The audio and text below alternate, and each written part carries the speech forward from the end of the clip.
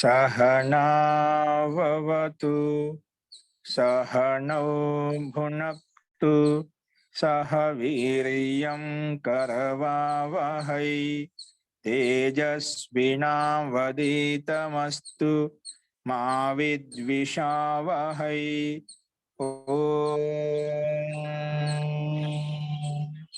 शांति शांति शांति।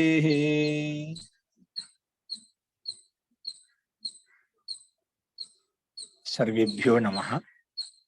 అందరికీ నమస్కారం అండి. నిన్న చెప్పిన పాఠంలో ఏదైనా సందేహాలు ఉన్నాయండి?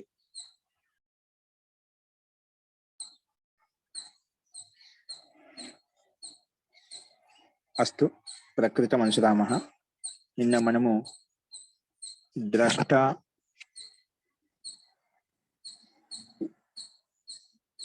అంటే జీవాత్మ, దృశ్యము అంటే చిత్తము, ఈ మనస్సు, ఇవి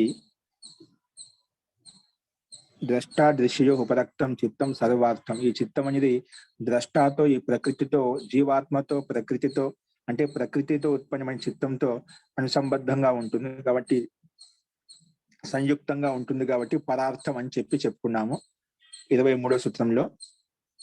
ద్రష్టృ దృశ్యోపరక్తం చిత్తం సర్వార్థం. చేతన అచేతన పదార్థాలతో యుక్తమై ఉంటుంది కాబట్టి ఇది సర్వార్థం అని చెప్పి ఈ చిత్తాన్ని చెప్పుకున్నాం. అంటే జీవాత్మ సంబద్ధమైనప్పుడు అప్పుడు చేతనవత్ వ్యవహరిస్తుంది. నేనే చైతన్యత్వాన్ని పొందినట్టుగా అనుభూతిని పొందుతూ ఉంటుంది, ఆభాసాన్ని కలిగి ఉంటుంది.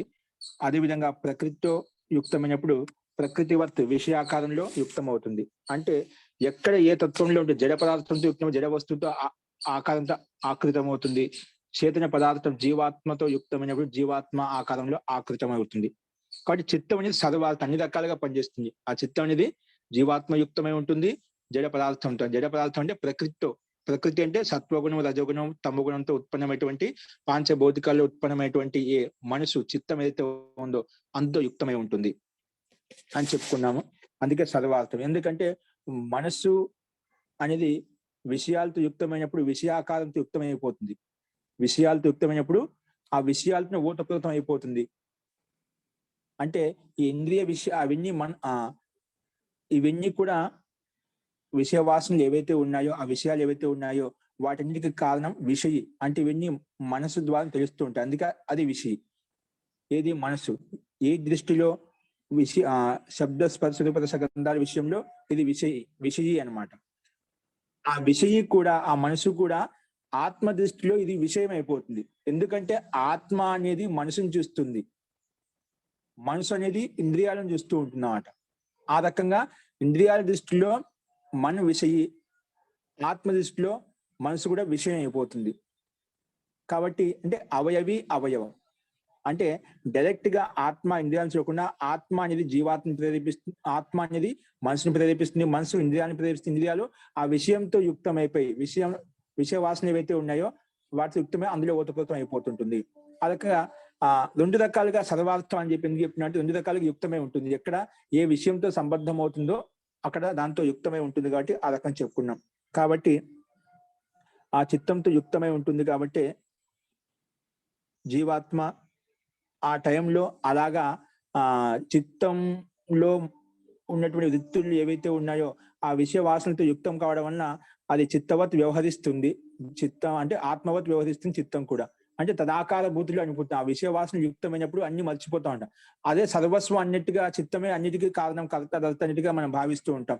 ఎందుకు ఆ విషయంలో ఓతప్రోతమైనప్పుడు మన వివేకాన్ని కోల్పోతాం. అది చూస్తూ ఉంటాం. ఏదైనా ఒక విషయంలో సంబద్ధమైనప్పుడు, విషయ వాసనలు యుక్తమైనప్పుడు అన్ని మనకు ఉండే వివేక జ్ఞానం పూర్తిగా కోల్పోయి ఆ తప్పు చేసిన తర్వాత, అది ఏదైనా క్రియాకలాపాలు చేసిన తర్వాత నేను తప్పు చేశాను, లేదంటే ఇంకేమైనా చేశానని చెప్పి అలా మనం అనుకుంటూ ఉంటాం. అంటే జరిగిపోయిన తర్వాత అది మన జ్ఞానోదయం అవుతుంది. అంటే అంత ఓతప్రోతం అయిపోతాను.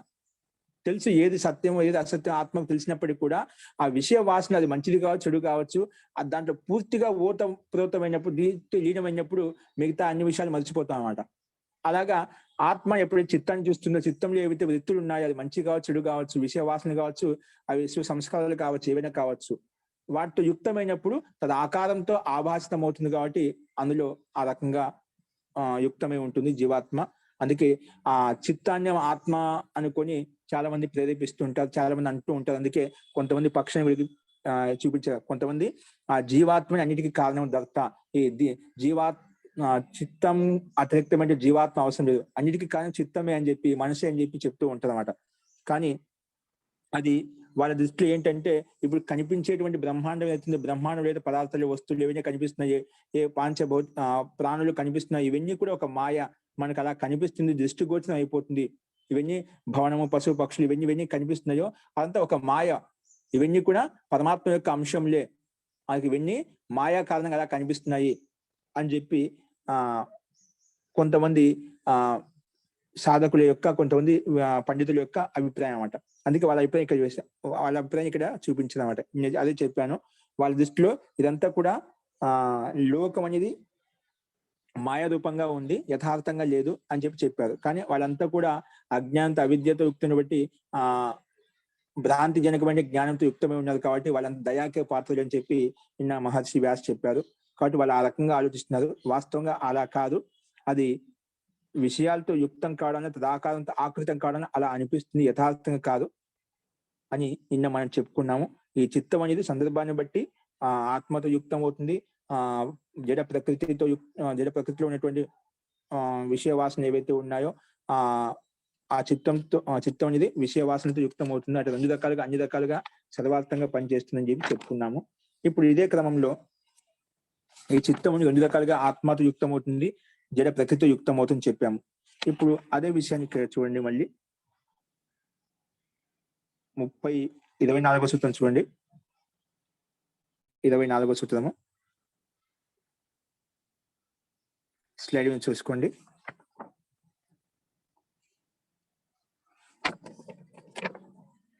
సూత్రం ఏంటంటే, తద్ అసంఖ్యేయ వాసనాభి చిత్రమపి పదార్థం సంహత్యకారిత్వాత్. ఇప్పుడు మనం చెప్పాం, చిత్తం అనేది ఆత్మతో యుక్తం అవుతుంది, విషయ వాసనతో యుక్తం అవుతుంది. ఆ రకంగా ఆ చిత్తంలో మనం చెప్పుకుంటూ వస్తున్నాం ఎప్పటి నుంచో. ఆ చిత్తంలో అనాది వాసన జన్మల యొక్క అనాది వాసన సంస్కారాలు చాలా ప్రబలంగా ఉంటాయని చెప్పి, అయినప్పటికీ కూడా ఆ విషయం ఏం చెప్తున్నా అంటే, తద్ అసంఖ్యేయ వాసనాభి చిత్రమపి పదార్థం సంహత్య కారిత్వాత్. ఏంటది? సంహత్య కారిత్వాత్ అని చెప్పి ఇక్కడ చెప్పామట. అంటే ఆ చిత్తం అనేది ఆ చిత్తంలో, ఆ మనసులో అసంఖ్య వాసన అంటే అనిగిణిత అంటే లెక్క పెట్టలేనటువంటి విషయ వాసన సంస్కారాలు చాలా ప్రబలంగా ఉన్నాయన్నమాట. అసంఖ్య విషయ వాసనతో యుక్తమైనప్పటికీ కూడా చూడండి స్లైడ్ మీద, తద్ అసంఖ్యేయ వాసనాభి, అసంఖ్య వాసనాలతో యుక్తమైనప్పటికి కూడా, వాసనాభి చిత్రమపి అంటే చిత్రితమైనప్పటికి కూడా, అంటే యుక్తమైనప్పటికి కూడా, అంటే విషయ వాసనతో యుక్తమైనప్పుడు ఏది? ఆ చిత్తంలో కదా. ఇప్పుడు ఎందుకంటే చిత్తం సూక్ష్మ శరీరంలో వస్తుందన్నమాట. ఆ చిత్తంలో అనేక విషయ వాసనతో యుక్తమై ఉందన్నమాట. జన్మాంతుల యొక్క విషయ వాసన అందులో ఉన్నాయన్నమాట. అలా పూర్తిగా సంస్కారాలన్నీ విషయ వాసన ఉన్నాయి కాబట్టి తద్ అసంఖ్యేయ వాసనాభి చిత్రమపి, చిత్రితమైనప్పటికి కూడా, అంటే యుక్తమైనప్పటికి కూడా, పదార్థం, ఆ చిత్తం అనేది పదార్థం అంటే అంటే జీవాత్మ కోసమే, పదార్థం జీవాత్మ కోసమే. ఆ చిత్తం ఎన్ని విషయ వాసన ఎన్ని ఉన్నా కూడా వాటి యుక్తమైనప్పుడు కూడా చిత్తం కోసం కాదు, అది పదార్థం. ఎందుకోసము? జీవాత్మ కోసం, జీవాత్మకు ముక్తిని కలిగించడం కోసం, జీవాత్మకు భోగము అపవర్గాన్ని కలిగించడం కోసమే అది యుక్తమైంది. అందుకే పదార్థం. ఎందుకు పదార్థం? చిత్తం అనేది అది తన కోసం పనిచేయడం లేదు, ఆ చిత్తము జీవాత్మ కోసం పనిచేస్తుంది, ఒక సేవకుడికి లాగా. అందుకే పదార్థం చెప్పాం. ఎందుకు పదార్థం అని చెప్పామంటే సంహత్య కారిత్వాత్ అని హేతు ఇచ్చారు ఇక్కడ. హేతు అంటే కారణం. ఎందుకు అలా పదార్థం అంటున్నావు, చిత్తాన్ని జీవాత్మ కోసం పనిచేస్తుంది అంటున్నావు అంటే సంహత్య కారిత్వ అంటే గుణాలతో ఉత్పన్నమైంది కాబట్టి, అంటే ప్రకృతితో ఉత్పన్నమైంది. ప్రకృతి జడ వస్తువు, దాంట్లో చేతనత్వం ఉండదు. అంటే పరిణామీ స్వరూపం కలిగి చేతనత్వం అనేది లేదు. అంటే అటువంటి తత్వంతో ఉత్పన్నమైంది. అంటే సత్వగుణము, రజోగుణము, సత్వము, రజము, తమో గుణం యొక్క సామ్యావస్థ నే ప్రకృతి అంటాం. అటువంటి ప్రకృతితో, ఈ గుణాలతో ఉత్పన్నమైంది కాబట్టి చిత్తము ఇది సంయోగంతో ఏదైతే ఉత్పన్నమవుతుందో అది వినాశం అవుతుంది, నష్టం అవుతుంది. కాబట్టి ఇది సంహత్య కారిత్వం అనేది సంయోగం వల్ల అవయవ సన్నివేశం ద్వారా ఉత్పన్నమైంది చిత్తం అనేది. అవయవ సన్నివేశం ద్వారా ఉత్పన్నమైంది. అందుకే సంహత్యకారిత్వ అని చెప్పి అది పదార్థం, అది తన కోసం చేయదు. జడ వస్తువు మన సంసారంలో ఎన్నైతే పదార్థాలు ఉన్నాయో అవి పదార్థం కోసం ఉన్నాయండి. పదార్థం కోసం ఉండేసిన వస్తువు అది దాన్ని అనుభవించేటువంటి భోక్త జీవాత్మ కోసమే అవి ఉన్నాయి పదార్థాలు. అందుకే మనకు దీన్ని బట్టి కూడా అర్థమవుతుంది.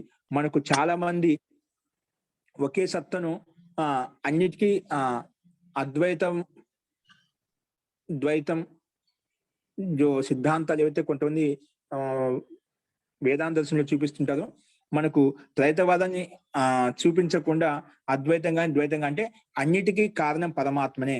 అంటే విషయ వస్తువుని యథార్థంగా తెలుసుకోకుండా కొన్ని అలాగా వాళ్ళు వేరే వాళ్ళ భిన్న మతస్థుల యొక్క సంప్రదాయాలను విని మతావలంబి పరంగా అంటే యథార్థంగా ఎవరిదైనా వినొచ్చు, వినడం తప్పు కాదు, కానీ యథార్థంగా దాన్ని మనకు అది అవునా కానీ తెలుసుకోవాలి తర్కపూర్వకంగా. ఇక్కడ ఒక వస్తువు ఉందంటే ఆ వస్తువు తయారు చేసిన వ్యక్తి కావాలి ఖచ్చితంగా. వస్తువు ఉన్న ఇప్పుడు ఈ శరీరంలో మన శరీరం తయారైందండి, ఏమన్నా తల్లిదండ్రులు కలిసి ఈ శరీరం తయారు చేయగలిగారా? సంయుక్త నిమిత్తంగా అయితే ఉన్న వారి మధ్య సంయోగం జరిగింది, కానీ ఆ శరీరంలో ఆ పిండం రావడానికి ఆ శరీరం రావడానికి ఎప్పుడైనా సాధ్యం అవుతుందా? తల్లిదండ్రులకు సాధ్యం అవుతుందా? అలాగే డాక్టర్లకు సాధ్యం అవుతుందా? అక్కడ ప్రక్రియ ఏ విధంగా వచ్చిందో, జీవాత్మ ఏ విధంగా వస్తుందో, అవయవ సన్నివేశం ఏ విధంగా ఏర్పడుతుందో అది జీవాత్మకు సాధ్యం కాదు. అది డాక్టర్లకు పెద్ద పెద్ద వైద్యానికి వేసి ఇది ఎలా తయారు వాళ్ళు ఇంతవరకు చెప్పలేకపోయారు. ఎలా తయారు, ఏ విధంగా తయారుతుంది ఊరికి వచ్చింది మాత్రం తెలుసుగా, ఏ విధంగానే వాళ్ళకు అర్థం కాలేదు. కాబట్టి ఒక శరీర నిర్మాణం చేయాలంటే కేవలం భగవంతుడికే సాధ్యం, భగవంతుడి ద్వారా ప్రదత్తమైంది. కాబట్టి అది సామాన్య వ్యక్తికి సాధ్యం కాదు, అది పరమాత్మ ద్వారా సాధ్యం అవుతుంది. కాబట్టి ఈ విషయం ఏం చెప్తున్నా అండి, దానికంటే ముందు ఒక ప్రశ్న చెప్పాను నేను మీకు, వినిపిస్తుందని మీకు? అంతకంటే ఒక ముందు విషయం చెప్పాను. ఏం చెప్పాను?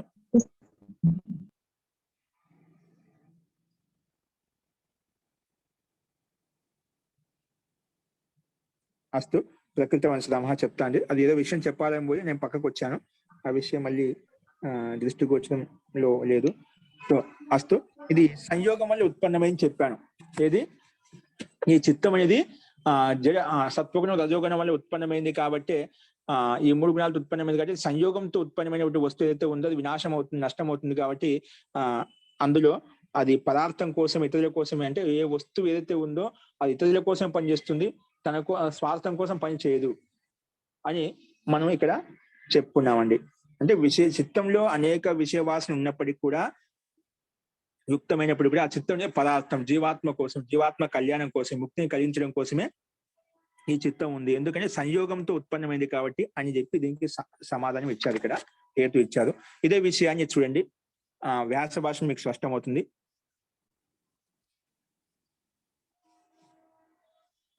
చూడండి, కింద చూడండి. అంటే జీవాత్మకు భోగాన్ని అపవర్గాన్ని కలిగించడం, భోగం అపవర్గాన్ని ప్రయోజన సిద్ధి కోసమే ఈ చిత్తం అనేది ఉందన్నమాట. అది ముందుకు చెప్పుకున్నాం. ఆ చిత్తం ఎప్పుడు నష్టం అయిపోతుంది, ఎప్పుడు తన ప్రకృతిలో విలీనం అయిపోతుందంటే ఎప్పుడైతే జీవాత్మ ముక్తి అంటే జీవన్ముక్త అవస్థలో వెళ్ళిపోతుంది, అంటే అనాది వాసన సంస్కారాలు ఏవైతే ఉన్నాయో ఎప్పుడు దగ్ధబీజ భావాన్ని ఎప్పుడైతే పొందుతాయో అప్పుడే జీవాత్మ తన ప్రకృతిలో విలీనం అయిపోతుంది. అంతవరకు జీవాత్మ అనేది జీవాత్మను వెంటాడుతూ ఉంటుంది ఈ చిత్తం అనేది. అంతవరకు ప్రకృతితో సంబద్ధంగా ఉంటుందట.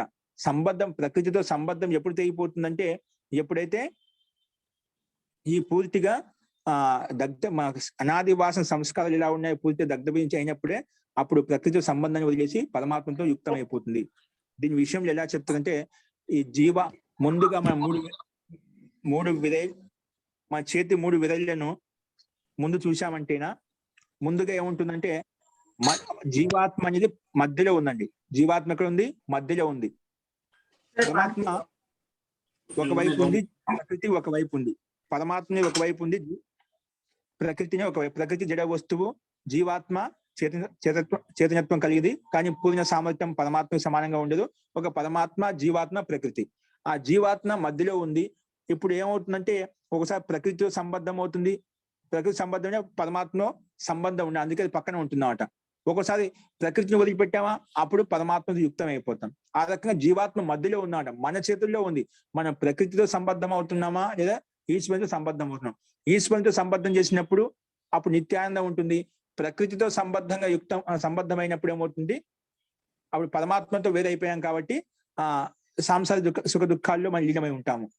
కాబట్టి అందుకే ఒకటి శ్రేయ మార్గం, ఒకటి ప్రేమ మార్గం. ప్రకృతి కావాలంటే, సంసారం కావాలంటే మనం ప్రకృతితో సంబద్ధం కావాలి. అది ముక్తి కావాలంటే పరమాత్మతో యుక్తం కావాలి. అంటే ప్రకృతిని వదిలిపెట్టాలి. అంటే పరమాత్మ వైపు ఆటోమేటిక్ గా ప్రకృతి పూర్తిగా త్యాగం చేసినప్పుడే మనం పరమాత్మ యుక్తం కాగలుగుతాము. మనకు అక్కడ పరమాత్మ పట్ల ప్రీతి అనురాగం కలగలేదంటే మనం సంసారం వైపు ప్రకృతితో సంబద్ధమై ఉంటామంట. కాబట్టి అంటే ప్రకృతితో సంబద్ధం అంటే ప్రకృతి ద్వారా గుణాల ద్వారా ఉత్పన్నమైన బ్రహ్మాండం ఏదైతే ఉందో ఆ బ్రహ్మాండం ఉండే విషయ వాసనలు, విషయ సుఖ దుఃఖాలు ఏవైతే ఉన్నాయో వాటితో యుక్తమై ఓతప్రోతమై ఉంటాము. కాబట్టి ఇటువంటి స్థితి ఉంటుంది. సరే, ఇప్పుడు అదే విషయాన్ని ఎక్కడ ఏ రకంగా ప్రస్తావించాలని చూడండి వ్యాస భాషంలో. కింద చూడండి, తద్ ఏతత్ చిత్తం అసంఖ్యేయాభి వాసనాభి ఏవ చిత్రీకృతమపి పదార్థం. అదే విషయం చెప్పారు ఇక్కడ. తద్ ఏతత్ చిత్తం అంటే ఈ చిత్తం అనేది, అంటే ఈ మనసు అనేది, తద్ ఏతత్ చిత్తం అసంఖ్యేయాభి వాసనాభి ఏవ. అసంఖ్య అంటే అనిగినత్ వాసనాలతో అనాది వాసన సంస్కారాలు యుక్తమైనప్పటికీ కూడా వాసనాభి ఏవ చిత్రీకృతం అప్పి అంటే చిత్రితమైనప్పటికీ కూడా, ఆ చిత్తంలో ఉన్నప్పటికీ కూడా, ఏంటి విషయ వాసన ఉన్నప్పటికీ కూడా చిత్రీకృతం అప్పి పదార్థం. పదార్థం అంటే జీవాత్మ కోసమే.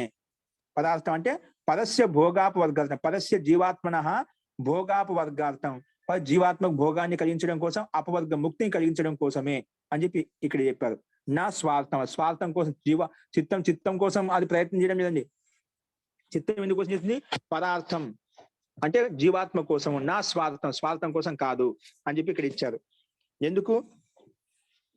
సంహత్య కారిత్వా అంటే సంయోగం వల్ల ఉత్పన్నం కావడం అన్న, సంయోగంతో ఉత్పన్నమైంది అంటే అవయవ సన్నివేశంతో ఉత్పన్నమైనటువంటి వస్తువు కాబట్టి, పదార్థం కాబట్టి, అవయవాలతో సత్వగుణము, రజోగుణము, తమోగుణ అవయవాలతో ఉత్పన్నమైంది కాబట్టి ఇది కూడా సంయోగంతో ఏదైతే ఉత్పన్నమవుతుందో అది నష్టం వస్తుంది, నాశనం అవుతుంది.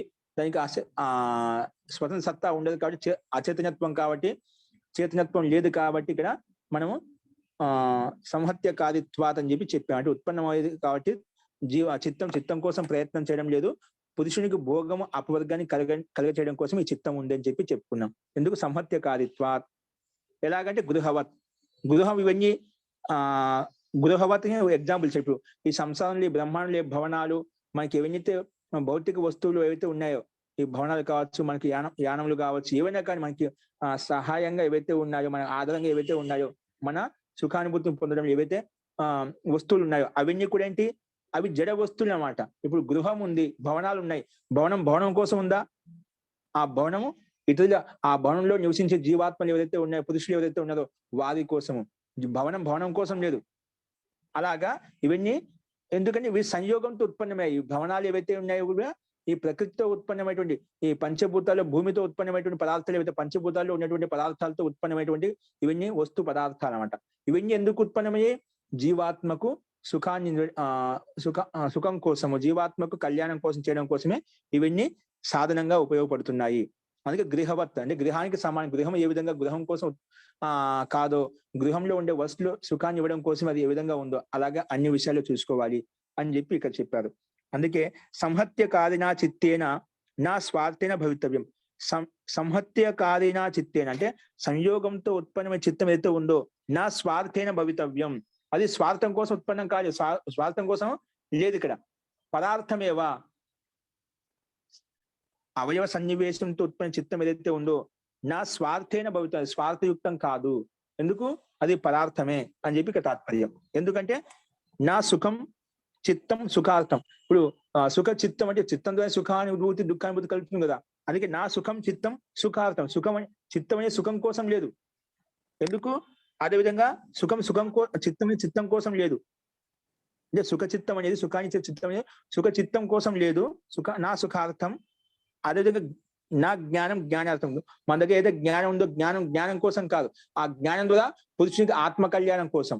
ఆ రకంగా ఇప్పుడు ఏ విధంగా భవనం కోసం కాదు, ఆ భవనంలో నివసించేటువంటి ఆ మనసుల కోసం అని చెప్పాం కదా. అలాగే జ్ఞానం కోసం కాదు, సుఖ చిత్తం అనేది సుఖ చిత్తం కోసం కాదు. నా జ్ఞానార్థం. కానీ ఉభయం అపి రెండు కూడా ఏతత్ పదార్థం. ఏతత్ పదార్థం అంటే జీవాత్మ. పర అంటే ఏంటి? పక్కన ఉండేది ఎవరు? జీవాత్మ. ప్రకృతితో పక్కన ఉండేది ఏంటి? జీవాత్మ. ఇప్పుడు ఎందుకంటే చిత్తం ఆత్మ పరమాత్మ కోసం చేయదు. పరమాత్మ సంపూర్ణమైనటువంటి అన్ని ఉన్నాయన్నమాట. పరమాత్మ జ్ఞానవంతుడు, సర్వవ్యాపకుడు, అన్ని పూర్ణ ఆనందం కలిగినటువంటి వాడు. పరమాత్మకు ఇవన్నీ అవసరం లేదు. ఎవరికి అవసరమో? అల్పజ్ఞానం కలిగినటువంటి జీవాత్మే కాబట్టి జీవాత్మ కోసం అని ఇక తాత్పర్యం. ఓకేనా? పదార్థం అంటే ఇప్పుడు చేతన తత్వం ఏంటి? జీవాత్మే. ఎందుకంటే జీవాత్మ అల్పజ్ఞత కలిగినటువంటి తత్వం జీవాత్మలో ఉంది. అవిద్య అంధకారం కరంగా పూర్ణ ఆనందయుక్తంగా లేదు. ఎందుకు? ప్రకృతితో సంబద్ధమైంది కాబట్టి. జీవాత్మ కళ్యాణం కోసమే ఈ చిత్తం అనేది ఉంది. అందుకే ఉభయం అపి ఏతత్ పదార్థం, జీవాత్మ కోసమే. యశ్చ భోగేన అపవర్గేణ చ అర్థేన అర్థవాన్ పురుష సా ఏవ పరః. భోగేన అపవర్గేణ చ అర్థేన అంటే భోగము అపవర్గ ప్రయోజనం కోసం. అర్థవాన్ పురుష సా ఏవ పరః. భోగం అపవర్గం కోసం అంటే ఈ జీవాత్మకు ఏ ప్రయోజనం అండి? భోగం అపవర్గం చెందిన ఈ ప్రయోజనం అంట. చిత్త సహాయంతో ఈ ప్రయోజనం సాధిస్తుంది. అందుకే యశ్చ యః ఆత్మ భోగేన అపవర్గేణ చ అర్థేన, భోగము ఇంకా అపవర్గం అర్థేన ప్రయోజనం చేత ఏదైతే ఉందో సా అర్థేన అర్థవాన్ పురుష. అర్థవాన్ పురుషుడు అంటే ప్రయోజనంతో యుక్తమైనటువంటి పురుషుడు జీవాత్మ ఏదైతే ఉందో అర్థవాన్ పురుష సా ఏవ పరః. ఇక్కడ పరః అంటే ఏమిటి? ఇక్కడ పరార్థం అని చెప్పాం కదా. పరార్థం అంటే పరః అంటే ఏమిటి? ఆ జీవాత్మ అని అర్థం. ఇక్కడ భోగము అపవర్గ ప్రయోజనంతో యుక్తమైనటువంటి పురుషుడు, అర్థవాన్ పురుషుడు ఎవరైతే ఉన్నారో అంటే జీవాత్మ ఏదైతే ఉందో సా ఏవ పరః. అది ఇక్కడ పరంగా తీసుకున్నాం. అదే పరః అంటే ఇక్కడ ఆ జీవాత్మ అని చెప్పి ఇక్కడ తాత్పర్యం. అదే విషయాన్ని వ్యాఖ్యానించి చెప్పారు ఇక్కడ. నా పరః సామాన్య మాత్రం. నా పరః అనేది సామాన్యంగా ఉండదంట. చిత్తం సామాన్యంగా ఉండదు, విశిష్టంగానే ఉంటుందన్నమాట. అందుకే పదార్థం అనేది జీవాత్మ సామాన్యం కాదు, విశిష్టమైంది. ఎందుకంటే భోగ అపవర్గం కోసం ప్రయత్నం చేస్తూ ఉన్నమాట. కాబట్టి నా పరః సామాన్య. నా పరః సామాన్య. చూడండి స్లైడ్ మీద. నా పరః సామాన్య. అలాగే ఎత్తు కించిత్ పర సామాన్య మాత్రం, యత్ కించిత్ పరం సామాన్య మాత్రం స్వరూపేణ ఉదాహరేత్. ఎవరైతే కొంతమంది ఈ పరాన్ని అంటే జీవాత్మ సామాన్య మాత్రం స్వరూపేణ ఉదాహరేత్ అంటే కొంతమంది ఇన్నే సామాన్యం అని చెప్పి అంటే చిత్తాన్ని తీసుకొని చెప్తున్నాం. కించిత్ పరం, ఇది పరం జీవాత్మ అంటూ ఏం లేదండి, చిత్తమే ఇక్కడ తీసుకోవాలి. కించిత్ పరం సామాన్య మాత్రం, సామాన్య చిత్తమే స్వరూపైన ఉదాహరణ. ఎవరైతే ఉదాహరణ రూపంలో దాన్ని చూపిస్తారో, ఉదాహరణ రూపంలో ప్రకటిస్తారో అటువంటి వైనాశికులు ఎవరు అంటే ఇప్పుడు చిత్తాన్ని అన్నిటికీ కారణం చిత్తమే అని చెప్పుకుంటున్నాం కదా. చిత్తమే అన్నిటికీ కర్త ధర్త సుఖ దుఃఖానుభూతిని పొందేది, అన్నిటికీ కారణం చిత్తమే. చిత్త అతిరిక్తమైనటువంటి ఆత్మ అనేది లేదు అని ఎవరైతే వైనాశిక అంటే అంటే క్షణంలో క్షణికవాది, వైనాశిక అంటే క్షణంలో నష్టమవుతుంది ఉత్పన్నమవుతుంది ఏదైతే క్షణికవాదులు ఉన్నారో, క్షణికవాదులు ఉన్నారో వాళ్ళ దృష్టిలో తత్సర్వం సంహత్యకారిత్వ పదార్థమేవ స్యాత్. అదంతా కూడా క్షణిక నష్టం అవుతుంది కాబట్టి అది ఇంకా ఎందుకు నష్టం అవుతుందంటే సంహత్యకారిత్వ సంయోగం వల్ల ఉత్పన్నమైంది కాబట్టి, అవయవ సన్నివేశంతో ఉత్పన్నమైంది కాబట్టి పదార్థమేవ స్యాత్. అదంతా కూడా పదార్థం. పద అంటే ఇప్పుడే చెప్పుకున్న పైన అర్థవాన్ పురుష ఎవరైతే ఉన్నదో అతని ఇక్కడ పరహ అని తీసుకోవాలి. ఆ పర పురుషుడి కోసం, జీవాత్మ కోసం ఇదంతా ఉంది. నువ్వు సామాన్య మాత్రం నువ్వు చూపించి దాన్ని ఉదాహరించలేవు అంట. ఉదాహరణ ప్రస్తుతి చేయించలేవు. ఎందుకంటే అది సంయోగంతో చిత్తం అంటున్నావు. చిత్తం అంటే కారణం అంటాం. ఆ చిత్తం ఎలా ఉత్పన్నమైంది? మనం ఆ చిత్తం అంటే మనసు.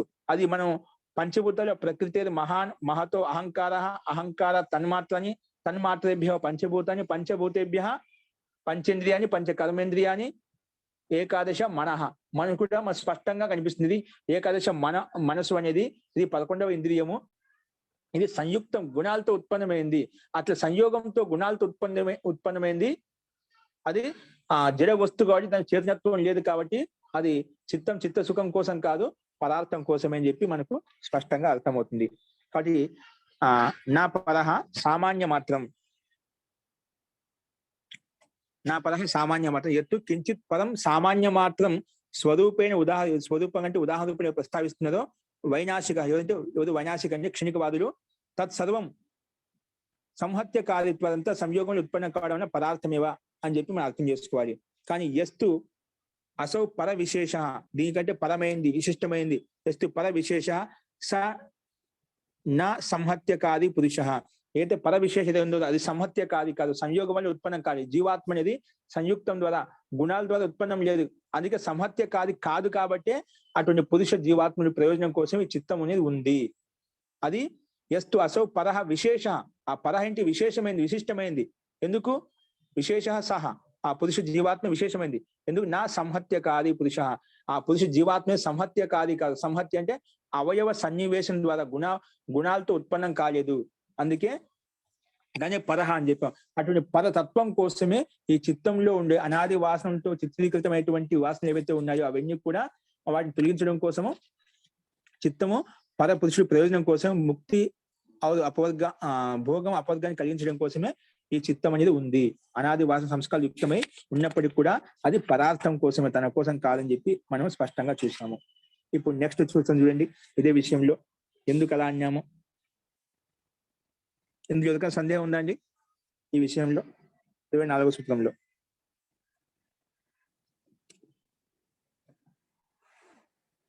ఈ 24వ సూత్రం ఎవరికైనా సందేహం ఉందా అండి? ఇప్పుడు పరహ అంటే మీరు పురుషుడు అని చెప్పారు కదా సార్. యాక్చువల్ గా పరహ అంటే మూడు ప్రాణులతో చెప్పినప్పుడు జీవాత్మ మధ్య వేలు అని చెప్పారు. ప్రకృతి ఒక వేలు, ఈ ఒకటి పరమాత్మ అన్నట్టు చెప్పారు. ఇప్పుడు ఈ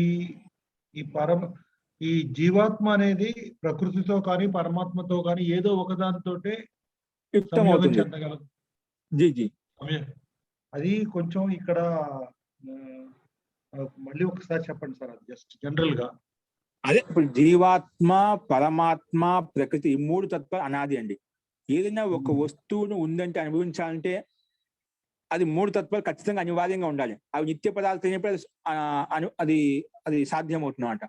భోక్త ఉండాలి, భోగ్య వస్తువు ఉండాలి. ఆ భోగ్య వస్తువును తయారు చేసేటువంటి పరమాత్మ కూడా ఉండాలి. ఎందుకంటే కర్తానికి బ్రహ్మాన్ని సృష్టించి పరమాత్మనే కదా.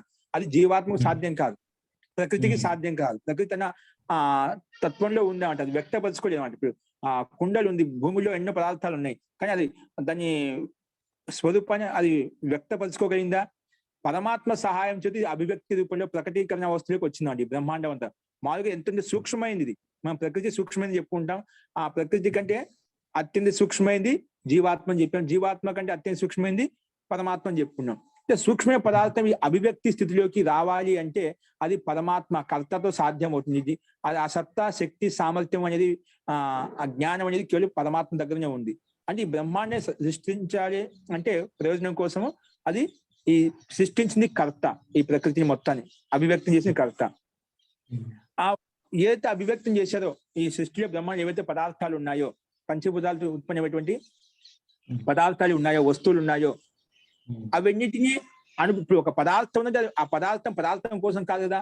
ఆ పదార్థము ఇతరులు దాన్ని అనుభవించే వ్యక్తి కోసం. ఏం పరమాత్మ ఆ వస్తువుని అనుభవిస్తాడా? పరమాత్మ సర్వవ్యాపకుడు, ఆనంద స్వరూపుడు, అతనికి అవసరం లేదు, ఆయన తయారు చేశాడు అంతే. ఇప్పుడు ఒక కారు మెకానిక్, కారు అప్లై చేసే వాళ్ళు, ఫ్యాక్టరీలో ఉండేవాళ్ళు కారు తయారు చేస్తే ఆయన దగ్గర ఆయన ఉపయోగించుకుంటే వేరే విషయం. ఆయనకు అంత అన్ని సౌకర్యాలతో యుక్తమై ఉన్నాడు కదా, అతనికి అవసరం లేదు. కానీ ఇవన్నీ ఉత్పన్నం చేస్తున్నాడంటే ఒక వస్తువును, పదార్థాన్ని, ఒక యానాన్ని ఉత్పన్నం చేస్తున్నా ఎందుకోసం? తన కోసం ఉత్పన్నం చేస్తున్నాడా? అన్య ఆత్మల కోసం, అన్య వ్యక్తుల కోసం ఉత్పన్నం చేస్తున్నామాట. అలాగే పరమాత్మ ఈ సృష్టిని, బ్రహ్మాన్ని ఉత్పన్నం చేసి జీవాత్మ కోసం ఇచ్చాయన్నమాట. అంటే ఆ వస్తువును, పదార్థాన్ని అనుభవించేటువంటి జీవాత్మ ఒక తత్వం మనం స్వీకరించాలన్నా. ఇప్పుడు ఒక వస్తువును మనం ఉత్పన్నం చేస్తున్నాం అంటే తన కోసం దాన్ని ఉత్పన్నం చేసుకోవడం అన్నమాట. ఇప్పుడు ఆ సామర్థ్యం అతనిలో ఉందంటే అతనికి అవసరం అని చెప్పి, అవసరం ఎందుకు అతనికి? ఆ పరమాత్మకి ఎందుకు అవసరం అండి? కాబట్టి ఒక వస్తువు తయారు చేసామంటే ఆ వస్తువు ఇతరుల కోసం చెప్తున్నాం. ఇప్పుడు మీకు ఉపదేశిస్తున్నామంటే అది నేను నా కోసం నా జ్ఞానం నా దగ్గర ఉంది, అది ఉపదేశిస్తున్నామంటే పరబోధ సంక్రాంతయే, మీకు బోధింపాలని చెప్పి. ఈ విషయం తెలియదు, నా విషయం తెలియజేస్తున్నాను అంటే ఆ అనుభూతి, సుఖ దుఃఖానుభూతి ఏం కలుగుతుందా? అది మీకోసం. అంటే ఒక ఆత్మతత్వం, భిన్నతత్వం స్వీకరించాలి. ఆ వస్తువు ఉంది, ఒక పదార్థం ఉంది, స్వీకరించే పదార్థం కూడా ఒక తత్వం కావాలి. అదే జీవాత్మ. ఆ సుఖ దుఃఖాన్ని పొందే జీవాత్మ.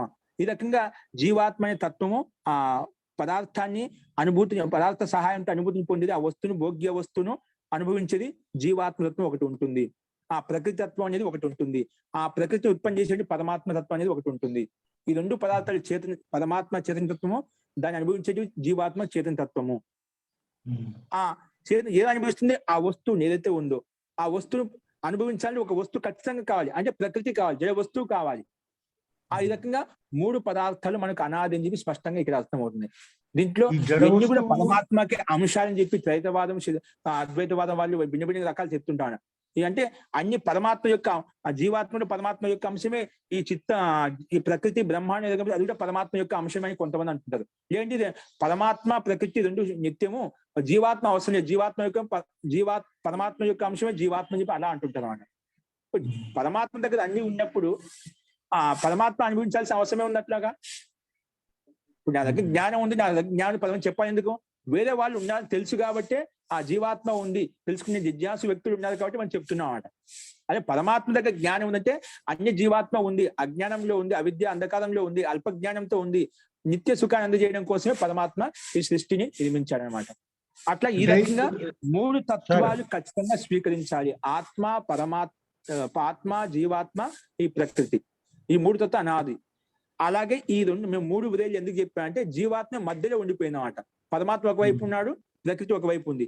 ఎప్పుడైతే జీవాత్మ పరమాత్మ సంబద్ధం అవుతుందో అప్పుడు ప్రకృతిని వదిలిపెడతాము, ప్రకృతిని వదిలిపెట్టాం అనమాట. అప్పుడే పరమాత్మ యుక్తం అయిపోతాం. ఎప్పుడైతే పరమాత్మ యుక్తం కాలేదో, సాంసారిక బంధనాల్లో సాంసారిక విషయ వాసనలో ఉన్నామనుకోండి, అప్పుడు ప్రకృతితో యుక్తం అయిపోతాం. సాంసారిక విషయాలు కావాలంటే ప్రకృతితో ఉత్పన్న పదార్థాలు ఏవైతే ఉన్నాయో, పంచభూతాలతో ఉత్పన్న పదార్థాలు ఏవైతే ఉన్నాయో వాటితో యుక్తమవుతాం. అప్పుడు పరమాత్మ సంబంధం కట్ అవుతుందన్నమాట. పరమాత్మ సంబంధం ఉండదు సార్. యాక్చువల్ గా మీరు చెప్పింది చాలా బాగుంది సార్. ఒకటి నేను అడిగేది ఏంటంటే, ఇప్పుడు ఈ సామాన్యంగా ఈ ప్రకృతిని తయారు చేసింది పరమాత్మ, పరమాత్మ కోసం కాదు ఈ ప్రకృతిని చేసింది, జీవాత్మ కోసము అన్నారు. అప్పుడు ఈ జీవాత్మ కూడా పరమాత్మలో భాగం అని చెప్తారు కదా సార్. యాక్చువల్గా ఒకసారి గట్టి చెప్పండి. యాక్చువల్ ఏంటంటే నేను అనేది, ఇప్పుడు సాధారణంగా ఈ ప్రకృతి అంటే ఈ వస్తువులన్నీ కూడా జీవాత్మ యొక్క భోగం కోసమే పరమాత్మ తయారు చేశాడు అంటున్నారు. అన్నప్పుడు నేను అనేది ఒకటి ఏంటంటే, ఇప్పుడు ఈ జీవాత్మ కూడా పరమాత్మ తత్వమే కదా, పరమాత్మలోంచి వచ్చినదే కదా. జీవాత్మ పరమాత్మ వేరు వేరు అన్నట్టుగా ఇప్పుడు ఈ 3000 సిద్ధాంతం చెప్తున్నారు మీరు. అంటే అది వేరు వేరు కాదా? పరమాత్మకి జీవాత్మతో సంబంధం ఉంది కదా. అలాంటప్పుడు అది మూడు ఎందుకు చెప్తున్నారు?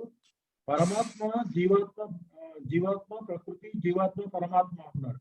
పరమాత్మ ఉత్పన్నం చేసేది పరమాత్మ అంటున్నారు, అనుభవించేది జీవాత్మ అంటున్నారు. కానీ జీవాత్మ పరమాత్మతో కలిసి ఉంది కదా, అంటే దాని తత్వమే ఎలా అంటున్నారు? ఓకే, కలిసి ఉన్నప్పటికి కూడా అది భిన్న పదార్థమే. అందుకే త్రైతవాదం సిద్ధాంతం ఒకటి ఉన్నాయన్నమాట. అది వేదాల్లో మన వేదాల ప్రమాణం. దీంట్లో అర్థం చేసుకునే వాళ్ళు చాలా మంది అట్లా అంటుంటారు. అంటే అంతవరకు స్థితి పొందలేదు కాబట్టి అలా అంటుంటారు. ఈ మత భేదాలు అదేంటే మీరు జీవాత్మతో యుక్తమై ఉంది అంటున్నారు, జీవాత్మతోటే ఉంది కదా అంటున్నారు. జీవాత్మతో ఈ ప్రకృతి కూడా ఉంది కదా, ప్రకృతి లేదా జీవాత్మతోటి? సూక్ష్మ పదార్థాలు, మూడు పదార్థాలు. ఇప్పుడు జీవాత్మ మీ సిద్ధాంతం మనసులో ఏముందంటే, ఇప్పుడు మీకు అది జీవాత్మ యొక్క అంశంగానే భావిస్తున్నారు. ఇప్పుడు జీవాత్మ ఏ రకంగా అనుభూతిని పొందుతుందో, చైతన్యత్వం ఉందో, పరమాత్మ ఏ విధంగా చైతన్యత్వం ఉందో జీవాత్మ కూడా అదే విధంగా చైతన్యత్వం ఉంది. మీరు అలా అనుకుంటున్నారు. ఎందుకంటే పరమాత్మ దగ్గర జీవాత్మ కూడా ఉన్నాయి, జీవాత్మ పరమాత్మ దగ్గర లేదండి. జీవాత్మ పరమాత్మ దగ్గర ఉంటే గిన మనం ఆ పరమాత్మ కోసం ఇంత ప్రయత్నం చేయాల్సిన అవసరం లేదు. పరమాత్మ యుక్తమై ఉంటామనుకోండి, నిత్య పరమాత్మ ఆనంద స్వరూపుడు, శుద్ధ స్వరూపుడు, ఆయన అనంత జ్ఞానం కలిగిన వాడు, అనంత సామర్థ్యం కలిగిన వాడు, నిత్య ఆనంద స్వరూపుడు అతను. అంటే ఇప్పుడు జీవాత్మ ప్రయత్నం చేస్తుందంటే అజ్ఞాన అంధకారంలో ఉంది కాబట్టి ఆ పరమాత్మ సాన్నిధ్యం కోసం ప్రయత్నం చేస్తూ ఉంది. ఆ తత్వం పరమాత్మత్వం భిన్నమైంది, జీవాత్మ తత్వం ఒక భిన్నమైంది. అందుకే రెండు చైతన్య పదార్థాలు, ఒక జీవాత్మ, ఒకటి పరమాత్మ, ఒకటి ప్రకృతి, మూడు పదార్థాలు స్వీకరించాలి. ఇప్పుడు అందుకే అర్థం కాకే అడుగుతున్నాను సార్, నాకు అర్థం కాకే అడుగుతున్నాను. ఇప్పుడు జీవాత్మ ప్రకృతితోటి తాదాత్మ్యం చెందినప్పుడు తన భోగం కోసము ఆ, పరమాత్మ నుంచి దూరంగా ఉంది. ఈ జీ ప్రకృతిని ఉంది. వదిలేసి పరిచయించి ఆ, అప్పుడు పరిచయించినప్పుడు పరమాత్మ తోటి ఐక్యం అవుతుంది కదా, అది అంతే ఆ, కదా సార్? అవుతుంది. జీ అవుతుందండి. అలాంటప్పుడు అంటే ఇప్పుడు ఇక్కడ వచ్చేది ఏంటంటే జీవాత్మ ఉనికి కేవలం ప్రకృతితో లీనమైనప్పుడు మాత్రమే ఉంది. అవును.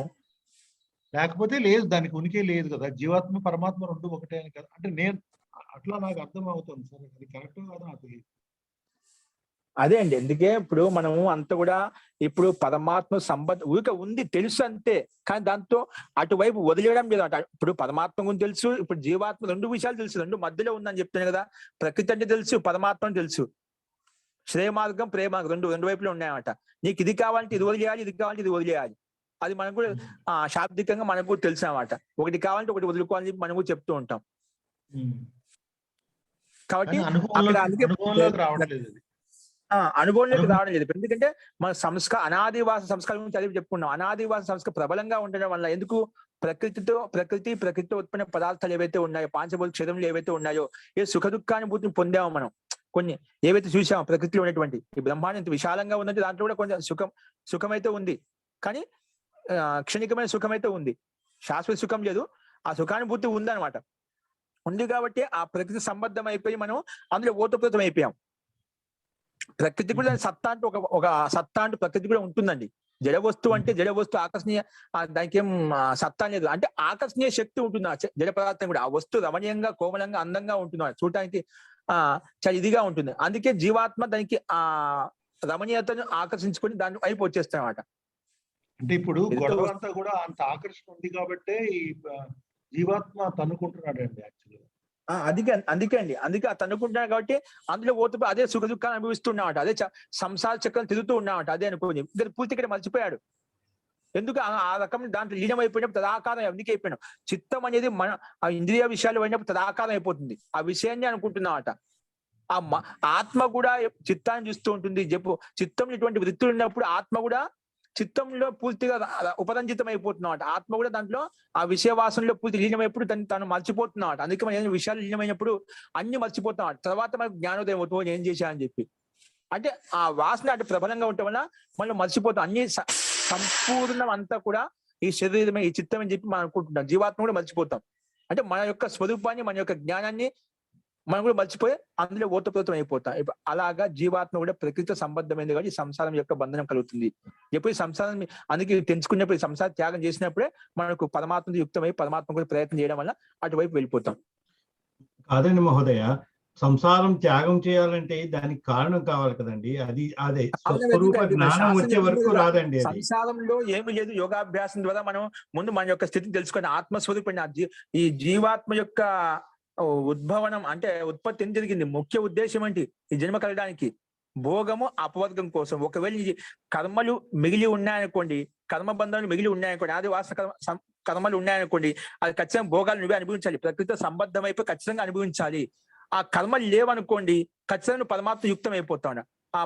ఈ ప్రకృతి పట్ల నీకు విరక్తి కలుగుతుంది. జీవాత్మ విరక్తి కలిగి పరమాత్మ వైపు వెళ్ళిపోతుంట. ఇదిగా సుఖం అని చెప్పాం కదా ఇంతమందుకు. విరక్తి కలగడానికి, వైరాగ్యం కలగడానికి జ్ఞానం కావాలి కదండి మహోదయ. ఆ జ్ఞానం లేకపోతే వైరాగ్యం కలగదు. ఆ జ్ఞానం ఎలా వస్తుంది? పరమాత్మతో యుక్తమైన పదాలండి. ఈ ప్రకృతితో సంబద్ధంగానే ఉండి శరీర మాధ్యంతో మనము యథార్థంగా తెలుసుకునే అభ్యాసం ద్వారా ఆ ప్రకృతికి అందుకే ఎందుకు చెప్పేది, ప్రకృతిని యథార్థంగా తెలుసుకున్నప్పుడు, ఈ పంచభూతాన్ని యథార్థంగా తెలుసుకున్నప్పుడు, దీంట్లో నశ్వరత్వం తెలుసుకున్నప్పుడు, ఇది అనాదిత్వం కాదని తెలుసుకున్నప్పుడు అప్పుడు మనకు విరక్తి కలుగుతుంది. ఈ ప్రకృతి సహాయమే మనకు. ఎందుకు ముక్తిని వరకు వెళ్ళాలంటే ఈ ప్రకృతి లేకుండా అది సాధ్యం కాదు. ప్రకృతిలో ఉంటూ ప్రకృతిలో ఏవైతే కర్మలు మిగిలి ఉన్నాయో ఆ కర్మలు అనుభవిస్తూ, ఆ కర్మల సహాయంతో పుణ్యకర్మలు చేసుకుంటూ మన జ్ఞానాన్ని పెంచుకుంటూ ఈ ప్రకృతి సహాయంతో మనం ముక్తికి వెళ్ళిపోతాము. పుణ్యకర్మలు పెంచుకుంటూ వాసనాక్షయం కూడా చేసుకుంటూ అలాగే అప్పుడు ముక్తి వెళ్ళిపోతామట. అవునండి. సార్ మీరు ప్రకృతి లేకుండా ప్రకృతిలో ఉన్న ప్రకృతితో ఉత్పన్నమైన పదార్థాలు ఏదైతే పంచభౌతికాలు ఉన్నాయి, పంచభౌతికాలతో ఈ శరీరం ఉత్పన్నం అవుతుందంట. ఈ ముక్తిని పొందాలన్నా ఈ మానవ శరీరంలోకి రాకుండా మనం ముక్తిని పొందలేమండి. అవునండి. ఈ మానవ అవునండి. శరీరం ప్రకృతితో ఉత్పన్నమైన పాంచభౌతిక శరీరం ఏదైతే ఉందో ఈ శరీరంలోకి వచ్చే ఉత్తమ కర్మలు చేస్తూ మనము ఆ ఈ ప్రకృతి యొక్క ధర్మాన్ని యథార్థంగా తెలుసుకొని, అందుకే విభూతి పదం అంతా కూడా ముందు ఈ భూత జయ ఇంద్రిజయ ఎందుకంటున్నా ఎందుకోసం ముందు ఈ పదార్థం యొక్క యథార్థ స్థితి ఏంటి, ఆ అవునండి యథార్థంగా మహోదయ. తెలుసుకున్నప్పుడు అది నాతో శాశ్వతంగా ఉంటుందా ఈ ప్రకృతి, శాశ్వత సుఖాన్ని ఇస్తుందా లేదా, అప్పుడు ఆ వస్తువు యొక్క పదార్థం యొక్క యథార్థ స్థితిని తెలుసుకున్నప్పుడు అప్పుడు ఇది నశ్వరమైనది శాశ్వతమైనది కాదు, నాకు శాశ్వత సుఖం కాదు, అది పరమాత్మతో సాధ్యం అవుతుంది అని చెప్పి దీన్ని వదిలేస్తే ఆ ఆత్మ వైపు వెళ్ళిపోతాడు, పరమాత్మ వైపు వెళ్ళిపోతాడు అన్నమాట. సార్, మీరు వెళ్ళిపోయేవాడు అపవర్గం లేదండి మహోదయ, అది అపవర్గం తెలుసుకున్న అంటే మరుక్షణమే అతను మారిపోతాడు. జీ జీ అది తెలిసిన మరుక్షణమే అది పోయింది, ఆ గురుగారు బంధం. గారు గురుగారు అపవర్గం అన్నారు కదా, అది అపవర్గం అంటే ఏంటి సార్? మోక్షం అండి, మోక్షం ముక్తిని అపవర్గం అంటాం. భోగం అపవర్గం అంటే భోగాన్ని అనుభవించడం కోసం, అపవర్గం అంటే ముక్తి కోసం, అంటే మోక్షం కోసం. అపవర్గం అంటే ముక్తి, మోక్షం. అంటే ప్రకృతిని మనం సరిగా అర్థం చేసుకోవాలి. ప్రకృతి కూడా మనకు అదే మొట్టమొదటి మనం ముందుకు చెప్పినది అని ఈ ప్రకృతి యొక్క యథార్థ స్వరూపం. అందుకే ఏ వస్తువు ఎలాగైతే దాన్ని యథార్థంగా తెలుసుకున్నప్పుడు దాని యొక్క గుణవత్త తెలుస్తున్నమాట. అది తాత్కాలిక సుఖాన్ని ఇస్తుంది. ఇప్పుడు చిన్నపిల్లలు ఒక ఉదాహరణ చేస్తాను, దృష్టాంతాలు తెలిసిన విషయమే. ఇప్పుడు చిన్నపిల్లలు ఒక మనకి ఏదో ఆడుకోవడానికి ఒక బొమ్మని ఇస్తామండి, దాని యథార్థ స్వరూపం తెలుసు. తాత్కాలికంగా ఆ పిల్లల మనసు డైవర్ట్ చేసి దాన్ని ఆడుకోవడం కోసం ఒక బొమ్మ ఇచ్చామంటే, అదే కొంచెం జ్ఞానవంతులం కాబట్టి ఆ బొమ్మతో మనం ఆడుకుంటామని ఒక వయసులో ఉన్నప్పుడు మన జ్ఞానం యొక్క స్థితిని బట్టి మనం ఆ పిల్లలకి ఇచ్చామన్నమాట, వాళ్ళ బుద్ధి అవగత స్థితిని బట్టి.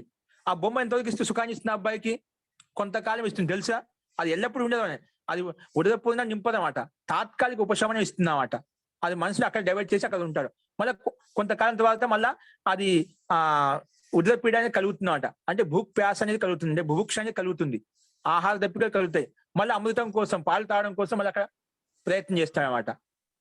అలాగే ఇవి మనకు తాత్కాలిక సుఖాలు ఇస్తాయన్నమాట. అంటే ఈ ఆడుకోవటం ఇది వస్తువు కాదు, ఇది నాకు శాశ్వత సుఖాన్ని ఇవ్వదు తెలుసుకున్నప్పుడు దాన్ని వదిలేస్తాను. ఇది కాదు, నాకు పూర్తిగా పూర్తి కలగాలంటే, పూర్తి ఆనందం కలగాలంటే అమ్మ దగ్గరికి వెళ్ళి పాలు తాగినప్పుడు నాకు సుఖం వస్తుంది, తర్వాత అనుభూతి ద్వారా తెలుస్తుంది అన్నమాట. ఇప్పుడు ఇది కొంచెంసేపు ఇచ్చింది. అట్లా మనం కూడా ఈ సంసారంలో తాత్కాలికంగా ఇవి ఉపశమనాన్ని ఇస్తాయి. మరి దీని ద్వారానే మనం ఆత్మ పరమాత్మ వైపు వెళ్ళాలని చెప్పేది ఆ సంసారంలో ఉంటూ మనకు జ్ఞానోదయం అవుతుంది అన్నమాట. జీ ఇప్పుడు చెప్పండి. ప్రకృతిని ఆధారంగా పెట్టుకుని మనం వెళ్ళాలి. జీ ప్రకృతి అనివార్యం, ప్రకృతి ద్వారానే మానవ శరీరం కలుగుతుంది. ఆ మానవ శరీరం మాధ్యంతోనే బుద్ధి వివేకాన్ని వివేచించుకునే శక్తి సామర్థ్యం, అది ప్రకృతి యుక్తమైనప్పుడు సంయుక్తం అనేది సంబద్ధం, ప్రకృతి సంబద్ధమైనప్పుడు ఆ శరీరం కలుగుతుందండి. సంయోగం ఉందంటే మన కర్మలు శిష్టంగా ఉన్నాయి. ఈ ప్రకృతి ఎప్పుడు శాశ్వతంగా ఇది కూడా ఉంటుందండి. అందుకే ఈ మూడు పదార్థాలు అనాది. ఈ ప్రకృతి ఎల్లప్పుడూ ఉంటుంది. ఈ ప్రకృతి యొక్క నిర్మాణం జరుగుతుంది ఎంతవరకు, జీవాత్మలకు ముక్తిని కలిగించేంత వరకు ఎల్లప్పుడూ ప్రకృతి యొక్క జీవాత్మక సత్తా ఎలా ఉందో, పరమాత్మ యొక్క సత్తా ఎలా ఉందో, ప్రకృతి యొక్క సత్తా కూడా అలాగే ఉంటుంది. అన్ని ఆత్మ జీవాత్మ ఒకేసారి ముక్తి వెళ్ళావు కదా. ఏ ఆత్మ అయితే ముక్తిని పొందిందో ఆత్మకు ఈ ప్రకృతితో సంబంధం ఉండండి, అప్పుడు ఓన్లీ పరమాత్మ సంయుక్తం అయిపోతున్నమాట.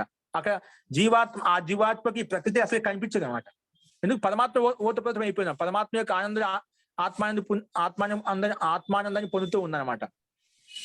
అవి జీవాత్మ కనిపించిందన్నమాట, సారీ ప్రకృతి కనిపించదు. అన్య జీవాత్మలు ఏవైతే ముక్తిని పొందో ఆ జీవాత్మకి మాత్రం ఇది ప్రకృతి ఉంటుంది. ఈ విషయం కూడా మనం విభూతి పాదం చెప్పుకున్నాం. అది ముక్తిని కలిగించేంత వరకు ప్రకృతి సంబంధం ఉంటుంది జీవాత్మకు. ఎప్పుడైతే ముక్తిలో ఈ కర్మబంధాన్ని పూర్తిగా దగ్ధం నష్టం చేసుకున్నామో వెంటనే అది పరమాత్మతో యుక్తం అయిపోతుంది. ఇక్కడ సంబంధం అసలు అడుగులు పెట్టదని ఇప్పుడు ఎలా ఉన్నామంటే రెండు పడవల మీద కాలు పెట్టి నడుస్తున్నాం అన్నమాట. మధ్యలో ఉండి ఒకసారి ఇలా వెళ్తున్నాం, ఒకసారి అలా వెళ్తున్నాం అన్నమాట. అంటే ఒకసారి దుఃఖం వచ్చినప్పుడు ఇట్లా పరమాత్మ అని చెప్పి అటువైపు వెళ్తున్నాం. మళ్ళీ అది సంస్కారం ప్రబలంగా ఉండటం వల్ల కొంతకాలం తర్వాత మళ్ళీ, ఎందుకంటే ఒక సుఖానుభూతి దుఃఖానుభూతి ఎల్లప్పుడూ ఒకే విధంగా ఉండదు. ఎందుకంటే ఈ గుణాలు పరివర్తనశీల ధర్మం కలిగినటువంటి కాబట్టి గుణాలు మారుతూ ఉంటాయన్నమాట. ఇప్పుడున్న క్షణంలో ఉండే బుద్ధి దుఃఖము సుఖం అయితే ఉందో అది క్షణకాలంలో మళ్ళీ మారిపోతుందన్నమాట. అట్లా మారిపోయేసరికి మళ్ళీ ఆ సంస్కార ప్రాబల్యం వల్ల మళ్ళీ ప్రకృతి వైపు వస్తుందన్నమాట. అందుకే కష్టం వచ్చిన దేవుడా అంటాం. ఆ కష్టంతో ఆ కాలం తప్పిపోయింది అనుకోండి, మళ్ళీ మర్చిపోయినా మళ్ళీ దానికోసం వద్దనుకునే మళ్ళీ దానికోసం పరిగెడుతూ ఉంటాం. అంటే రెండు కాళ్ళు పెట్టినా ఎక్కువ కాలు ప్రకృతి వైపే పెడుతున్నాం సార్. అదే అది సంస్కారం వల్ల అటువైపు లాగుతుంది అంటే మన ప్రకృతి వలన అలా వస్తున్నాం. అంటే మన సంస్కారం వల్ల విషయ వాసన ఎక్కువగా ఉండటం వలన అలా కలుగుతుంది. సంస్కార ప్రాబల్యం వల్ల అలా కొడుతుంది. అంటే దానికి ఆది అయిపోయిన, ఆది అంటే బాగా అలవాటు అయిపోయింది అన్నమాట. వద్దు వద్దు అనుకుంటే మళ్ళీ దాన్ని పట్టుకుంటాం. ఇప్పుడు లౌకికంగా చూడండి, ఎన్నో విషయాలు ఇది మంచిది కాదు, ఇది చెడు అని వదిలేయాలి అని తెలుసు అన్నమాట. కానీ వదిలేస్తున్నామా? తెలుసు ఇది నష్టపరుస్తుంది, హాని కలిగిస్తుంది, గుండెపోటు తీసుకొచ్చిపోతుంది. కొంతమంది చాలా మంది రకరకాల పదార్థాలు, ద్రవ్యాలు తాగుతూ ఉంటాం.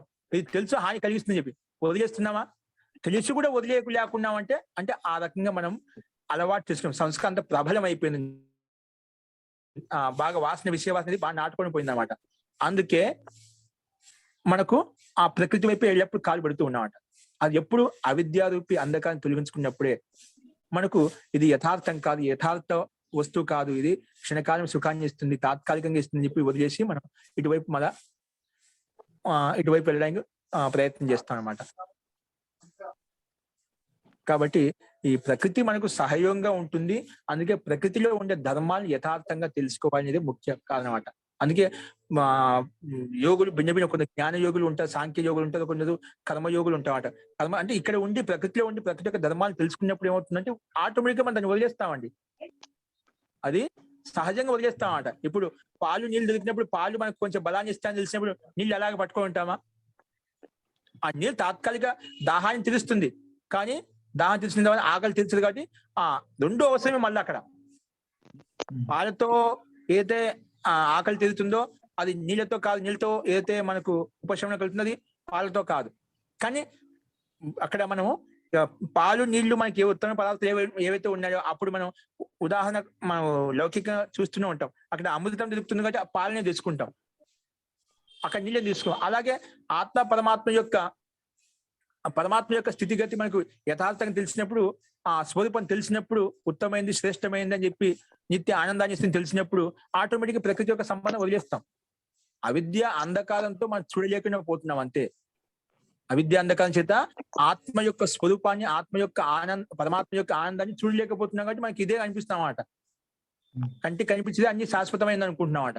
దీనికంటే విశాలమైంది, విశేషమైంది ఒక తత్వం అంటూ ఉంది, ఒక ఆనందం అంటూ ఉంది, ఒక ప్రపంచం అంటూ ఉంది అనేది మనకు అది అవగతం కావడం లేదు. ఎందుకు? అవిద్య అజ్ఞానం వలన. కాబట్టి ఈ 3 పదార్థాలు అనాది అని చెప్పి మనం స్పష్టంగా అర్థం చేసుకోవచ్చు. అందుకే చెప్తేదా, ఒక వస్తువునంటే అనుభవించే వ్యక్తి కావాలి, ఆ వస్తువుని తెలిసే వ్యక్తికి ఇంకొక వ్యక్తి కావాలి, ఆ వస్తువు ఏదైతుందో ఆ పదార్థం కూడా కావాలి. ఇలా 3 పదార్థాలు ఇక్కడ ప్రత్యక్షంగా మనకు కనిపించినప్పుడు అద్వైతము, ద్వైతము అని చెప్పి ఇట్లా ఎందుకు వస్తాయండి? అంశం ఎందుకు వస్తుంది? పరమాత్మ తయారు చేసి పరమాత్మ కోసం, పరమాత్మ యొక్క అంశము పరమాత్మకి ఏం లేదా? పరమాత్మ పూర్ణ ఆనంద స్వరూపుడు, అతనికి ఏది లోటు లేదు, అన్ని ఉన్నాయి. కాబట్టి ఆ పరమాత్మ కోసము మనం ప్రయత్నం చేస్తున్నాం. అన్ని కలిగి ఆ పరమాత్మ కోసము, నిత్యానందం కోసం మనం ప్రయత్నం చేస్తున్నాం అట. పరమాత్మ జ్ఞానం ఎందుకంటే, ఇప్పుడు పరమాత్మ అన్ని ఉన్నాయి కదా, ఆయన ఎందుకు చేస్తున్నా మన దగ్గర ఒక జ్ఞానం ఉందంటే మన జ్ఞానం కోసం, కానీ అది 10 మంది ఉపయోగం కోసం. ఆ పరమాత్మకి ఇంత జ్ఞానం ఉంది అంటే అది జీవాత్మ కళ్యాణం కోసమే అది ఆయన పంచిపెడుతున్నామట. అదే ఆయన యొక్క కర్తవ్యం, అదే ఆయన యొక్క దాయత్వం. ఇక్కడ పరమాత్మ జీవాత్మ యొక్క కళ్యాణం కోసము ఈ సృష్టిని బ్రహ్మ రచిస్తున్నాడు. వాళ్ళ కర్మానుసారంగా, వాళ్ళు చేసిన కర్మలను బట్టి న్యాయానుసారంగా, న్యాయ వ్యవస్థానుసారంగా, కర్మ ఫలానుసారంగా ఈ శరీరాన్ని జన్మని ఇస్తున్నాడు అనమాట. అంటే కర్మ ఫలితాన్ని ఇచ్చేది ఆ పరమాత్మ న్యాయానుసారంగా, న్యాయ వ్యవస్థానుసారంగా. ఎందుకు? జీవాత్మ ఎంత చేసినా కూడా అల్పజ్ఞతని జీవాత్మలో ఉంటుంది. కాకపోతే ముక్తిని పొందడానికి, సుఖాన్ని, ఆనందాన్ని పొందడానికి ఎంతైతే అవసరమో అంతైతే ఆనందము అది సంపాదించుకోగలుగుతుంది జీవాత్మ పరమాత్మ సహాయం చేత. అస్తు. అదే కదండి మహోదయ, ప్రపంచం వైపు చూసినంతసేపు అది ఆ జీవాత్మకు అర్థం కాదు తను ఆత్మ అన్న భావం. ఆ జీవాత్మ దృష్టికోణం మారి పరమాత్మ వైపు చూడడం మొదలు పెట్టగానే ప్రపంచం యొక్క విలువ తను మారిపోతుంది పూర్తిగా. అంతే కదండి మహోదయ? అవునండి. ఇక్కడ మనకు ఒకటి గమనించాలి, జీవాత్మ యొక్క, పరమాత్మ యొక్క అంశమే జీవాత్మ అని అంటుంటారు. ఇప్పుడు పరమాత్మ యొక్క అంశానికి, పరమాత్మ యొక్క అంశం, పరమాత్మ అది అవయవంగా ఉన్నప్పుడు, పరమాత్మ అన్ని ఉన్నప్పుడు, సంపూర్ణం ఉన్నప్పుడు, ఇప్పుడు ఆత్మ ఇంత ప్రయత్నం చేయాల్సిన అవసరం ఎందుకండి? అదే కదండి మాయ యొక్క ప్రభావం. కర్మలు ఎందుకు చేయాలి? ఆత్మ యొక్క అంశం, పరమాత్మ యొక్క అంశం కదా. నిత్య ఆనంద స్వరూపుడు, దుఃఖరహితుడు, దుఃఖం లేనివాడు, నిత్య సుఖ స్వరూపుడు ఆయన. అన్ని కష్టాలు దూరం చేసేవాడు. ఎవరికి చేస్తాడు? ఇప్పుడు పరమాత్మ దుఃఖ వినాశకుడు అంటాం. ఆ దుఃఖ వినాశం ఎవరికి చేస్తాడు? దుఃఖం ఎవరికి ఉందని చేస్తాడు ఆయన? ఆయన అదే యొక్క మాయా అంశమే కదా. ప్రభావం మహోదయ, మాయా ప్రభావం. అందుకే జీవాత్మ అనే ఒక తత్వం ఉంది, అనాది తత్వం ఉంది.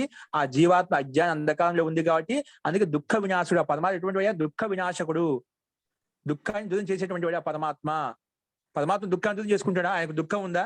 ఆ దుఃఖం ఉంటే పరమాత్మ ఆయన పరమాత్మ ఎందుకు అవుతాడు? కాబట్టి ఆ దుఃఖాన్ని వినాశం చేసి జీవాత్మ యొక్క దుఃఖాన్ని వినాశం చేసి పరమాత్మ శక్తి సామర్థ్యం ఆ పరమాత్మకు ఉంది. కాబట్టి ఆ సత్తా వేరు, జీవాత్మ యొక్క సత్తా వేరు, ప్రకృతి యొక్క సత్తా వేరు. ఈ మూడు పదార్థాలు అనాది. ఈ మూడు పదార్థాలు ఖచ్చితంగా ఉండాలి. ఇది లేకుండా ఏది కాదు. వ్యాఖ్య రకరకాలుగా చెప్తూ ఉంటాం అన్నమాట. ఆ రకంగా మనిషిని ప్రేరేపించడం కోసము చెప్పే పద్ధతి భిన్న భిన్నంగా ఉన్నాయి. దేశ కాల పరిస్థితిని అనుకుని భిన్న భిన్నంగా ఉపన్యాసాలు చెప్పారు. ఉపోద్ఘాతంగా రకరకాల ప్రకటించారు అన్నమాట. వాస్తవంగా అలా కాదు. మనకు వేదం అన్నిటికీ ఆధారము వేదాలని చెప్పి అందరూ స్వీకరిస్తున్నామట. ఆ వేదాలు యథార్థంగా తెలిసిన మీకు తెలుసు మూడు పదార్థాలు అనాది అని చెప్పి. రేపు చెప్తాను ఒకటి. మనకొకటి ఋగ్వేదం యొక్క మంత్రం ఉంది. ద్వా సుపర్ణ సయూజ సఖాయ సమానం వృక్షం పరిషస్పజాతే తయోరన్య పిప్పలం స్వాధ్వత్తి అనశ్నన్యో అభిచాకశీతని ఋగ్వేదం యొక్క మంత్రం ఉంది. ఇది అంటే జీవాత్మ పరమాత్మ యొక్క భిన్నతత్వాన్ని ఇక్కడ చూపించారు ఈ వేద మంత్రంలో. ముండకోపనిషత్తు అలాగా ముండకోపనిషత్తులో కూడా ఇది మంత్రం వచ్చింది. ఋగ్వేదం యొక్క మంత్రం ఇది. సో ఈ రకంగా భిన్న తత్వాన్ని మనం స్వీకరించాలి, ప్రకృతి యొక్క తత్వాన్ని స్వీకరించాలి. కొంతమంది యొక్క అభిప్రాయం ఏంటంటే అది కేవలం బుద్ధి యొక్క వ్యాయామం, రకరకాలుగా చెప్తూ ఉంటుంది. అందుకే మనం యథార్థంగా అన్ని తెలుసుకునేప్పుడు అర్థం అవుతున్నాం అన్నమాట. ఇవన్నీ ఒక స్టేజ్ వరకు వెళ్ళి మనం అన్ని ఊహించుకుంటున్నాం, పూర్తిగా మనం చూడలేదు అన్నమాట. చూడకుండా ఏదో ఎవరైతే రకంగా చెప్పి ఆ అంధకారంలో ఉండి ఎవరు ఎలా చెప్పారో ఎవరిని అయితే అనుసరిస్తున్నామో అదే దాంతో యుక్తమైపోయి మనం దాన్ని అనుసరిస్తూ ఉన్నాం అన్నమాట. కాబట్టి యథార్థంగా ఎప్పుడంటే దాన్ని పూర్తిగా అవగతం చేసుకోవాలంటే మనం ఈ యోగ ఒక పద్ధతి విధి విధానం చెప్పారు. యోగాభ్యాసం ద్వారా మనం అందుకే యథార్థ జ్ఞానం ద్వారా మనం వాస్తవిక స్థితి అనేది మనం తెలుసుకోవచ్చు. ఓకే అండి. ఇంకా ఏమైనా సందేహం అంటే తర్వాత చూద్దామండి. ఇంకేమైనా చెప్పండి.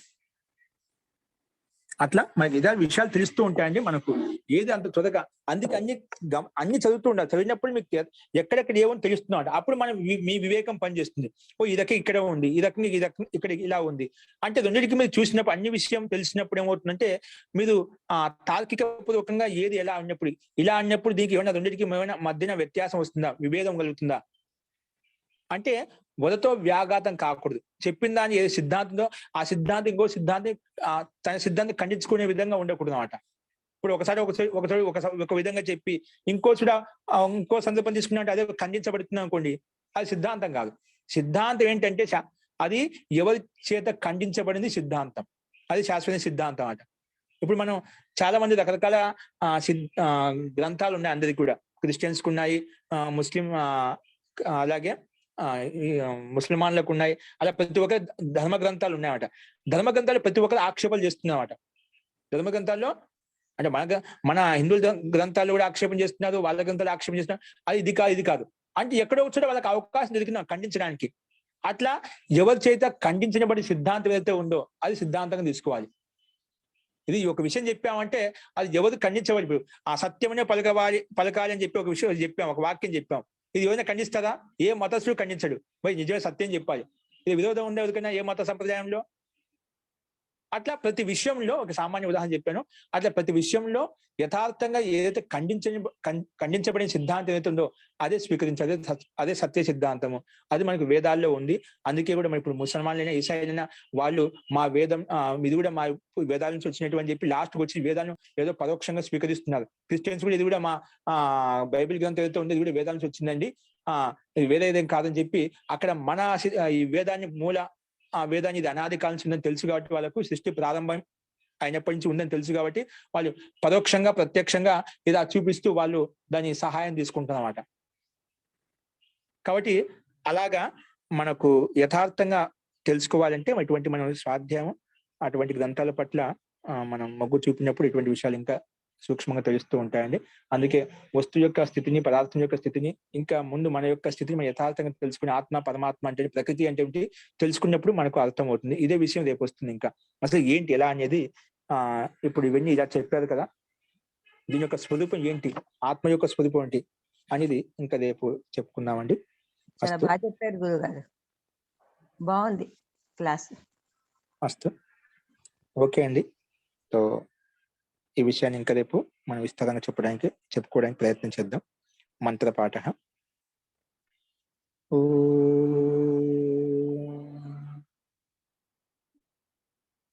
సర్వే భవంతు సుఖినః, సర్వే సంతు నిరామయాః, సర్వే భద్రాణి పశ్యంతు, మా కశ్చిద్ దుఃఖభాగ్ భవేత్. ఓం శాంతి శాంతి శాంతి. సర్వేభ్యో నమః. అందరికీ నమస్కారం అండి. ధన్యవాదాలు.